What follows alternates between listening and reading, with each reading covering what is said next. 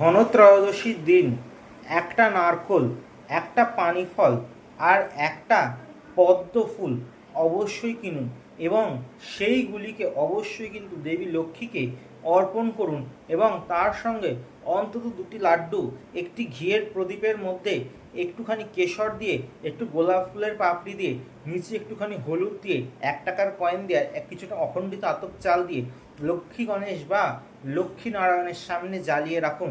দেখুন আপনাদের জীবনে কিন্তু আর্থিক কিছুটা সফলতা পাবেন এবং জীবনে উন্নতি ঘটবে।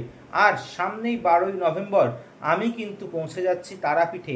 অবশ্যই যারা যারা কঠিন সমস্যায় আছেন, বহু জ্যোতিষতান্ত্রিকের কাছে কি ঠকে গেছেন, ভাবছেন জ্যোতিষতন্ত্রের প্রতি একটা অবিশ্বাস হয়ে গেছে, তারা অবশ্যই কিন্তু আমাদের বুকিং নাম্বারে বুকিং করে নিন এবং সামনে শেওড়াফুলি চেম্বারে যোগাযোগ করুন এবং গড়িয়াহাট চেম্বারে 7ই নভেম্বর যোগাযোগ করুন।